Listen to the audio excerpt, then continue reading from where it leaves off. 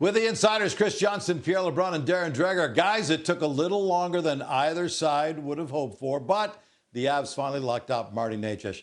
Pierre, how the two sides finally get this deal over the finish line? Well, you may remember a couple of days ago in Insider Trading, we talked about this and the fact that Cale Makar's future extension, which can be negotiated next July 1st, had a factor in these discussions. The Avalanche were concerned in the Necas conversations that they had to be careful with that number because of the monster that's coming down the road. Well, here's what happened. The Avalanche were at $10.5 million, which wasn't enough, obviously, for Martin Necas and his agent, Michael Deutsch. But then Logan Cooley signed on Wednesday. Not apples to apples with a guy coming out of entry level, but it had an impact on this negotiation. And not too long after that Cooley deal got announced, the Avalanche moved from $10.5 million to $11.5 million. And Martin Necas said, yes, I'm staying in Denver. And they got it done. Hey, great news for the Leafs. The Blue Jays World Series run is providing a great distraction for what's been a really rough start. But one way or another, it's all going to be over soon. So, CJ, what's the plan for Leafs management? Stay patient or get aggressive on the trade front? Well, certainly, I think they're looking at every opportunity to improve the team. We know that's Brad Treliving's way as a Leafs GM. But, what I can tell you is there is a little more calm maybe inside the management office, and there might be the outside around this team. I mean, for starters, they have had sluggish starts in the past and come back from them just fine. And when they look at the games, they're actually seeing some improvement here in this last stretch. Even with the loss in Columbus, there's a recognition, of course, they have to clean up some turnovers and aspects of the game, but they actually think things are trending in a good direction. And on top of that, the injury news is getting a little better with Scott Laughton very, very close to returning to the lineup. Obviously, they're still managing William Nylander, but there's a feeling that this is still a positive thing, and maybe the alarm bells don't need to be ringing just yet.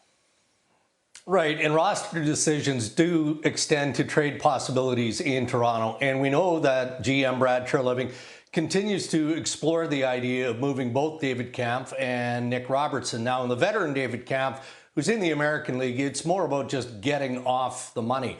For Nick Robertson, I mean, this guy's a bottom six. He's a top six. He's in the press box. He's scoring goals. He's a young guy who the Toronto Maple Leafs have time for, and they are in no rush to move him out. And if they were to get the right sort of return for Nick Robertson, it would be a player of the similar age. So that's why it's difficult when you're talking about trade scenarios around a young guy like Robertson.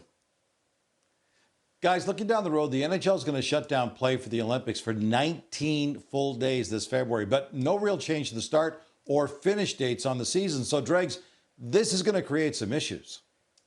Well, I can tell you, Gino, 32 NHL head coaches agree on one thing: lack of practice time, and how big of a problem that is across the National Hockey League. But it is about the condensed schedule. I'll give you an example earlier this week where Adam Foote, the head coach of the Vancouver Canucks, raised eyebrows with, let's call it an aggressive end of the morning skate on Tuesday, a 3-2-1 line skate. It was aggressive. But he did it after a couple of teaching lessons only because he had to get legs moving with all the injuries that they had. That's just through lack of practice. One practice in 16 days at that point for the Vancouver Canucks. But that then pushes into the recovery of injured players as well. And now I'm thinking of Adam Lowry, the captain of the Winnipeg Jets. He's close to returning to the Jets lineup, but he's not quite ready there. And a lot of it has to do with the fact that he hasn't had enough reps, practice reps. So he's skating. That's a huge relief, a huge sign that he's getting close, but he's not quite ready there, based again on a condensed schedule.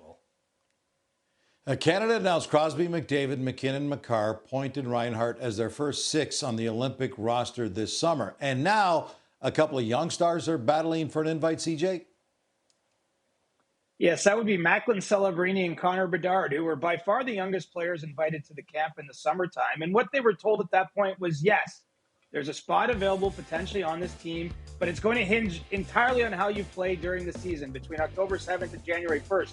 Well, both these guys are off to fantastic starts, entering play Thursday, each among the top 10 in Canadian scorers. And what I'll tell you is this, for those who like to forecast, good chance they're teammates on Team Canada in 2030. But for 2026, this year's team, there's probably only going to be room for one of them if one can push their way on. And so, it'll be intriguing to watch both their push for the roster, but even which is doing what compared to the other, because there's probably only one spot for a young guy.